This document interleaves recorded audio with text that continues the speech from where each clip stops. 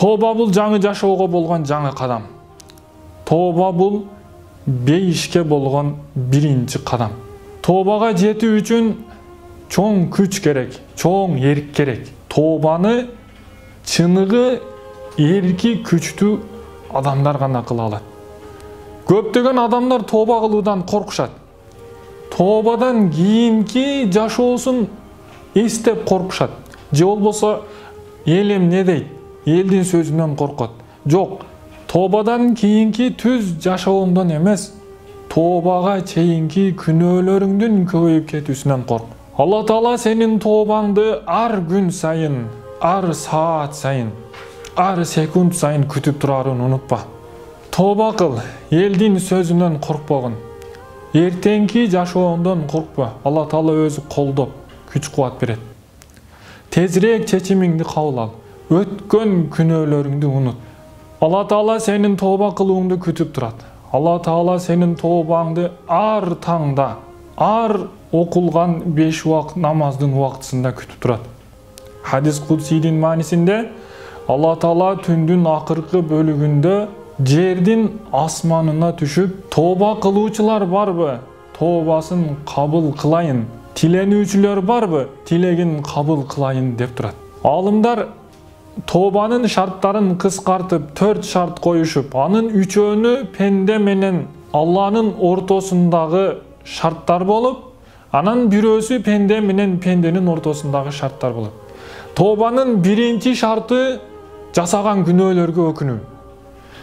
Экинчи шарты ошол күнөөлөрдөн арылуу, кутулуу, же күнөөлөрдү таштоо. Үчүнчү шарты ошол күнөөлөргө кайра кайтпаганга убада берүү. Бул үчөө пенде менен жаратуучу Алла Тааланын ортосундагы шарт болот.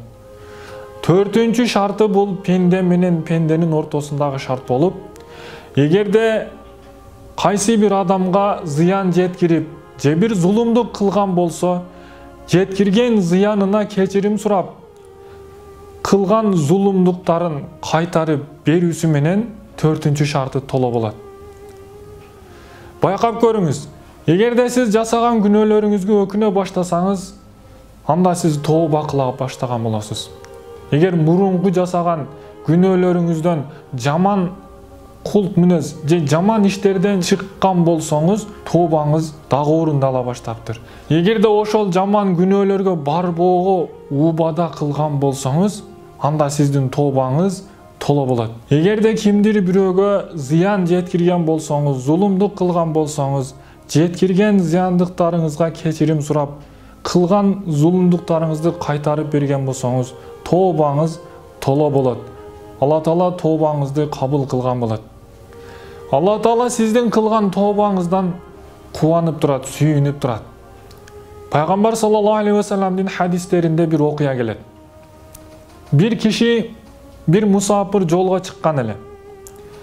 Какыраган ысык чөлдө төөсүнө жеген тамак ашын, азыгын жүктөп бараткан эле дейт. Бир жерге жеткенде эс алмакчы болуп, бир дарактын түбүндө токтоп эс алат. Баягы дарактын түбүндө эс алып отуруп, бир аз көзү илинип уктап кетет. Уйкудан ойгонсо, тамак ашы жүктөлгөн төөсү жок болот. Ары чуркап, бери чуркап, төөсүн таппаган баягы мусафир бул жашоодон үмүтүн үзүп, ажалын күтүп отурганын сезет. Дагы бир аз эс алып отуруп уктап кетет да, уйкудан турса, баягы жоголгон төөсү келип калган болот. Төөсүн көргөн мусафир өтө каттуу кубанып, кубанычынан сөзүн адашып, "О жараткан Алла, сен менин кулумсуң, мен сенин Роббиңмин" деп адашып айтып алат.